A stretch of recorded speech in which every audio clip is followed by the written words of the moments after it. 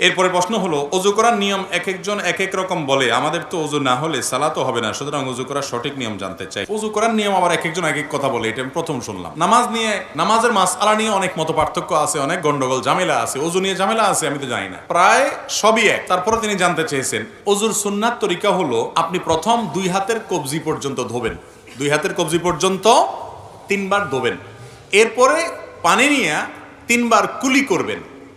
কয়বার কুলি করবেন? 3 বার। কুলিটা করার সময় ভালো করে মুখের ভিতরে পানিটাকে নাড়া দিয়ে সম্ভব একটু গড়গড়া করবেন, গড়গড়া করতে না পারলে অন্তত ভালো করে নাড়া দিবেন 3 বার।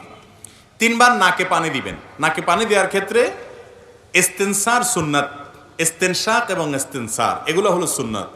তো এই নাকে পানি দেওয়ার ক্ষেত্রে যে নির্দেশ, সেটার বাস্তবায়নটা এভাবে হবে যে হাতের কোষে পানি নিয়ে নাকের কাছে ধরে হালকা করে টান দিবেন, জোরে টান দিন আবার মাথা তুলে যাবে, একদম হালকা, বা নাককে চুবায় ধরে ডুবায় ধরে যাতে করে ভিতরে পানি যায়। এরপরে নাক পরিষ্কার করবেন।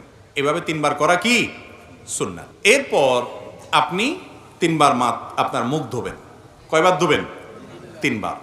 এই 3 বার ধোয়ার সময় পানি নেবেন অল্প, ডলবেন বেশি, ডলতে হবে বেশি, বিশেষ করে কপাল, এই যে কানের লতি, গোড়া, এগুলো একটু বেশি ডলা লাগে, কারণ এই জায়গাগুলো বর্ডার তো শুকনা থেকে যায় অনেক সময়, তো এগুলোকে ভালো করে ডলতে হয়। নবী করিম সাল্লাল্লাহু আলাইহি ওয়াসাল্লাম ওযুর ক্ষেত্রে বারবার বলেছেন, আসবিগুল ওযু, তোমরা ওযুকে পরিপূর্ণ করো, আয় আকমিলুল ওযু, তার মানে ওযুটাকে ভালোভাবে করতে হয়। এই ভালোভাবে ওযু মানে কি? ভালো ওযু মানে হলো সুন্দর করে ডলা, পানি অল্প নিলেন, ডলতে হবে বেশি। 3 বারের জায়গায় 4 বার 5 বার ধোবেন না। অনেক আছেন যে এই মুখ ধোয়ার ক্ষেত্রে দোয়া হইল কি হইল না, শুকনা থাকলো কিনা, এই ওয়াসওয়াসার কারণে সে একের পর এক পানি ধুইতেই থাকে, 5 বার 7 বারও ধোয়। এটা সুন্নতের খেলাফ। 3 বার ধোয়া সুন্নত, কমও করবেন না বেশিও করবেন না। 3 বার পানি নিয়ে যদি আপনি বেশি করে ডলেন, অনেক সময় ধরে ডলেন, শুকনা থাকবে না। এরপরে যদি আপনার মনে বলে যদি শুকনা থেকে যায়, তখন মনরে বলবেন শুকনা থাকলে আমি আল্লাহর সাথে বসবো, কারণ আল্লাহ রাসূল 3 বার করতে বলছে, আমি 3 বার করছি। এরপর শুকনা আছে কিনা, আমার ডলার আছে, ডলছি, এরপর শুকনা থাকলে আমার কোনো গুনাহ হবে না। আপনি অন্তত টেনশন নেবেন না, আমি দায়িত্ব নিলাম। যদি আপনি ডলারটা সুন্দর মতো করেন আর 3 বার দোন, শুকনা যদি আছে এরকম মনে হয়, বুঝবেন এটা ইবলিসে আপনারা দিয়ে পানি অপচয় করাবে, নামাজের জামাত ছুটাবে, আপনাকে ক্ষতিগ্রস্ত করবে নেক্সট সুরতে। এরকম ওয়াসওয়াসা নামাজের মধ্যে যে শয়তান দেয়, ওইটার নাম হলো খিনজাব, হাদিসে আসছে। ওইটা বিশেষ এক টাইপের ইবলিস আছে যে মানুষের নামাজের মধ্যে বিশেষ করে যত রকম ওয়াসওয়াসা আছে সেগুলো দেয়। এই জন্য এটা ওই ইবলিসের কথা শুনবেন না। যদি মনের ভিতরে ওয়াসওয়াসা আসে, বুঝবেন যে ইবলিস হাজির হয়ে গেছে। আপনার অজুতে বেশি পানি নষ্ট করায়, বেশি সময় নষ্ট করায় আপনাকে ক্ষতিগ্রস্ত করবে। আপনার মনে হবে যে 3 বারের জায়গায় আমি 5 বার দিতেছি, আমি তো আরো বেশি ভালো করতেছি। বেশি ভালো, বেশি ভালো, এই বেশি ভালো তো ভালো না। বেশি ভালো কি ভালো? ভালো না। তাহলে কয়বার দিতে হবে? 3 বার। এই 3 বার ধোবেন।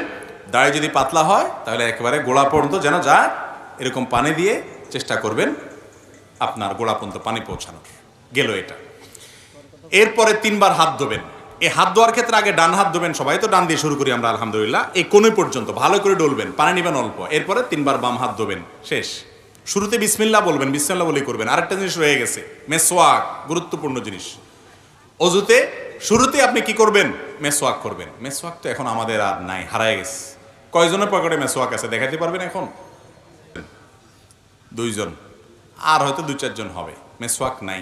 ভালো করে শুনে রাখেন, নবী করিম সাল্লাল্লাহু আলাইহি সাল্লাম বলেছেন, লাউলা আন আশুক্কা আলা উম্মতি লা আমারতুহুম বিসওয়াক, যদি আমার উম্মতের জন্য মেসওয়াকটাকে আমি কঠিন মনে না করতাম, আমি মেসওয়াক করাটাকে আবশ্যক, ফরজ ওয়াজিব করে দিতাম, অর্ডার জারি করে দিতাম যাতে সবাই মেসওয়াক করে। কারণ মেসওয়াক এটা মুমিনের জন্য, ইমানদারের জন্য অনেক উপকারী একটা জিনিস। এটা শুধুমাত্র দাঁত পরিষ্কার করো না, এটার সাথে অনেক কিছু সম্পর্ক আছে, ইমানের সম্পর্ক আছে। ইমানে মৃত্যু যে আমলগুলোর মাধ্যমে হয়, সে আমলগুলোর মধ্যে থেকে একটা হলো মেসওয়াক। মেসওয়াক বেশি বেশি করার মাধ্যমে মৃত্যুর সময় ইমান নিয়ে যাওয়ার তৌফিক নসিব হয়। প্রিয় নবী সাল্লাল্লাহু আলাইহি সাল্লামের জীবনের শেষ আমল কোনটা জানেন? একবারে শেষ আমল, যার পর আর কিছু করতে পারেন নাই, নিঃশ্বাস বন্ধ হয়ে আল্লাহর কাছে চলে গেছেন, রফিকে আলার সাথে সাক্ষাৎ করতে গেছেন, সেই শেষ আমলটা ছিল মেসওয়াক। নবী করিম সাল্লাল্লাহু আলাইহি সাল্লাম আয়েশা রাদিয়াল্লাহু তাআলা আনহার কোলে মাথা রেখে তিনি যখন অসুস্থ, মৃত্যুসজ্জায় শায়িত, মারা যাওয়ার ঠিক আগ মুহূর্তে, ওয়াফাতের ঠিক আগ মুহূর্তে তার মেসওয়াকটা দিয়েছেন আয়েশা রাদিয়াল্লাহু তাআলা আনহাকে। এটাকে চাবায়া যে নরম করবেন এই শক্তিটা তার শরীরে ছিল না, এতটা দুর্বল হয়ে গেছেন। তখন আয়েশা রাদিয়াল্লাহু তাআলা আনহা নিজে চাবায়া সেটাকে নরম করে নবী সাল্লাল্লাহু আলাইহি ওয়াসাল্লামের হাতে তুলে দিয়েছেন। তিনি সে মেসওয়াক করেছেন। এই মেসওয়াক করতে করতেই এরপর দুনিয়া থেকে চলে গেছেন।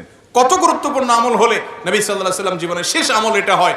আর ইবলিস এখন আমাদের থেকে এই আমলটাকে এমনভাবে বিদায় করেছে, হাজার হাজার মানুষের মধ্যে দু চারজনও মেসওয়াক তারা করে না, ওযু করে নামাজ পড়ে কিন্তু মেসওয়াক করে না। ভাইরা আমার, আমাদের দাঁতের যে নার্ভগুলো আছে এগুলোর সাথে ব্রেইনের একটা সম্পর্ক আছে। মেসওয়াক এটা করার মাধ্যমে আল্লাহ রাব্বুল আলামিন বান্দার ব্রেইনে ঈমানকে তরতাজা রাখেন, এবং এটা নিয়ে বেশ কয়েকটা গবেষণা আছে, দারুণ দারুণ কিছু গবেষণা আছে। এই গবেষণাগুলো আমি যাদের প্রতি খুব আস্থা রাখি এরকম কিছু ভাইয়েরা আমাকে পড়ে তার নির্যাসটা জানিয়েছেন। আমি তাদের উপরে ভরসা, তাদের উপর আস্থা রেখে আমি সেই আর্টিকেলগুলো সম্পর্কে টুকটাক আরও জানার চেষ্টা করেছি। করার পরে আমার কাছেও পরিষ্কার হয়েছে তাই যে মেসওয়াকের সাথে মানুষের ঈমানে মৃত্যু নসিব হওয়ার একটা সম্পর্ক অনেক সুনিবিড় আছে। আমরা ব্রাশ করেন আপনি ব্রাশ, আমরা আজকাল আঠালো খাবার খাই, চকলেট খাই, এমন কিছু খাই যেগুলো 1400 বছর আগে মানুষরা খেতেন না, সেই হিসাবে আমরা ব্রাশ করি, পেস্ট ব্যবহার করেন, কিন্তু মেসওয়াকটা ছাড়বেন না। মেসওয়াকটা এটা শুধুমাত্র দাঁত পরিষ্কার করা না, এটা দাঁত পরিষ্কার করা ছাড়াও এর স্পিরিচুয়াল অনেক পাওয়ার, এর আধ্যাত্মিক অনেক পাওয়ার, স্পিরিচুয়াল অনেক পাওয়ার আছে যেটা আমরা বুঝি না। কিরকম হলে মেসওয়াকের কথা এভাবে বলেছেন? কেন অজুতে তো কুলি করাও সুন্নাত। নবীজি তো বলেন নাই যে আমি যদি আমার উম্মতের জন্য কুলি করাটাকে কঠিন মনে না করতাম ফরজ করে দিতাম, তা তো বলেন নাই। নাকে পানি দেওয়াটাকে তো এভাবে বলেন নাই, অন্য সুন্নতের কথা তো এভাবে বলেন নাই। এই মেসওয়াকের কথা এত গুরুত্ব দিয়ে বলেছেন। আরো মজার বিষয়, মেসওয়াক শুধু ওযুর সময় না, নামাজের সময় রাসূল আকরাম সাল্লাল্লাহু আলাইহি ওয়াসাল্লাম ইবনে হাদিস থেকে নামাজের সময় মেসওয়াকের কথা বলা আছে। এই জন্য সৌদি আরবে গেলে, আপনার মক্কা মদিনায় গেলে দেখবেন আরাবিয়ানদেরকে তাদের পকেটে মেসওয়াক থাকে, ম্যাক্সিমাম আরাবিয়ানদেরকেই। নামাজে দাঁড়াইছে, তারা বাইর করে একামত দিচ্ছে, তারা দাঁতের উপরে মেসওয়াকটা দিয়ে ঘষে আবার সেটাকে রেখে দিচ্ছে পকেটে। খুব সিম্পল। কিন্তু ওই যে নামাজের সময় মেসওয়াক করতেছে, এটা শুধুমাত্র দাঁত পরিষ্কার করা না, দাঁত পরিষ্কার চাইলে অনেক বেশি কিছু, নামাজে মনোযোগ আসার জন্য এটার উপকারিতা আছে। এর পাশাপাশি এই মেসওয়াকের আমলটা, এটা আপনি যখন শুতে যাবেন, আপনি যখন কারোর সাথে সাক্ষাৎ করতে যাবেন, বিভিন্ন জায়গায় মেসওয়াকের আমলটা করতে বলা হয়েছে। এই যে মেসওয়াকের আমলটা, এটা আজ হারিয়ে গেছে আমাদের থেকে। ওযুর সময় মেসওয়াক করাটা বিশেষভাবে সুন্নত। করবো তো ইনশাআল্লাহ। গাছের ডাল রেখে দিবেন, একটু ঘষবেন এবং কিছুদিন পর পর পাল্টাবেন। জান্নাত চাইবেন আর একটু কষ্ট করতে পারবেন না? এই মেসওয়াকের উপকারিতা অনেক অনেক গুণ বেশি। এটা আল্লাহ তাআলা আমাদেরকে বোঝার তৌফিক দান করুন। তো যেটা বলতেছিলাম ওযুর নিয়ম সম্পর্কে, যে ওযুর নিয়ম এটা যখন আমরা বলতে গেছি, মেসওয়াকের কথাটা দেখেন শয়তানও আমার ভুলে দিছি, অথচ এটাকে আমি খুব গুরুত্বের সাথে করি। আমার ব্যক্তিগতভাবে আমার বাসায় মেসওয়াক বান্ডিল সহকারে আমি রাখি, বান্ডিল সহকারে, যাতে করে সব বাচ্চারা মেসওয়াক করার অভ্যাস গড়ে ওঠে। এবং এমনভাবে রাখা হয় যাতে অনেকগুলো মেসওয়াক থাকে, কখনো টান যেন না পড়ে। তো যাই হোক, সেটা শয়তান আমাকে ভুলাই দিছে। তাহলে ওযুতে ওই মেসওয়াকটা বিশেষভাবে খেয়াল করবেন, বিসমিল্লাহ বলে করবেন। শুরুতে দুইটা মিস্টেক ছিল, বলে দিলাম। এবার আসি, 2 হাত ধোয়া শেষ, মাথা মাসে করবেন। ভিজা হাতরে এইভাবে পুরো হাত ভিজানোর পর এই হাতকে আপনি মাথায় দিয়ে এভাবে টান দিবেন, টান দিয়ে একেবারে পেছন পর্যন্ত নেবেন। সেখানে হাতের এইটুক ব্যবহার করবেন, এটাকে টান দিবেন, তাহলে এইটুক অব্যবহৃত থেকে যাবে। এভাবে যখন টান দিবেন গোড়ার অংশ থেকে যাবে। এবার আসার সময় এইরকম করে টান দিবেন, তাহলে যাওয়ার সময় অর্ধেক হাতে আর আসার সময় বাকি অর্ধেক হাতে টান দিবেন, তাতে পুরা মাথা কি হয়ে যাবে? মাসা হয়ে যাবে। এই মাথা পুরাটা মাসে করাটাই হলো সুন্নাহ। পুরা মাথা মাসে করলেন, এরপরে ভিজা আঙ্গুল দিয়ে কি করবেন? কান মাসা করবেন। কান মাসা শেষ, গর্দান মাসা করবেন কিনা, এই তো এবার একটা ভেজাল এবং কামড়াকামড়ির জায়গায় চলে আসি আমরা, তাই না? এই একটা জায়গাতে ঝামেলা একটু এবং মতপার্থক্য আছে। গর্দান মাসে করা সম্পর্কে বেশ কয়েকটা বর্ণনা পাওয়া যায়, কিন্তু সে বর্ণনাগুলোর অবস্থা পর্যালোচনা করলে নিরপেক্ষভাবে আমার কাছে ক্ষুদ্র দৃষ্টিতে ওলামা একরামের তাহকিকগুলো দেখার পর আমার কাছে যেটা মনে হয়েছে সেটা হলো যে গর্দান মাসে করাটা আসলে হাদিস দ্বারা, সুন্নাহ দ্বারা সাব্যস্ত নয়। এটা সাব্যস্ত হওয়ার মতো, এটাকে সুন্নাত বলার মতো, মুস্তাহাব বলার মতো এই পর্যায়ের হাদিসগুলো না। কথা কি বুঝাতে পারছি? কেউ গর্দান উপরে মাসে করে, ওই যে বিভিন্ন বর্ণনা আছে সেগুলোর উপরে এতেমাদ করে, ভরসা করে, অনেকগুলো আমাদের ফতোয়া আছে মুস্তাহাবের উপরে, তাদের ব্যাপারে আপনার হার্ডলাইন হয়ে তাদের সাথে যুদ্ধ করতে যাওয়ার দরকার নাই। আপনি যেটাকে বিশুদ্ধ মনে হয়েছে সেটার উপর আপনি আমল করবেন। যাই হোক, তাহলে মাথা মাসে করা শেষ, কান মাসে করা শেষ, বাকি রইল পাও। দোনো পাও দেবেন। পাও দেওয়ার ক্ষেত্রে নবী সাল্লাল্লাহু আলাইহি ওয়াসাল্লাম একটা বিশেষ গুরুত্ব আরোপ আছে। তিনি বলেছেন, ওয়াইলুল লিল আকাবি মিনান নার, পায়ের গিরা, গোড়ালি, এগুলাকে জাহান্নামের আগুন থেকে তোমরা বাঁচাবা, কারণ এগুলো শুকনা থাকে। বিশেষ করে এই যে শীতের মৌসুম চলতেছে, এখন তো আমরা 4G গতির অজু করি। শীতের সময় 4G গতির অজু চলে না। মসজিদের অজুখানাগুলোতে দেখবেন গরমের সময় সিরিয়াল পড়ে যায়, যে অজু করতে একবার চান্স পায় সে আর উঠতে চায় না, বিশেষ করে জোহরের অজু, যত পানি ঢালে তত শান্তি।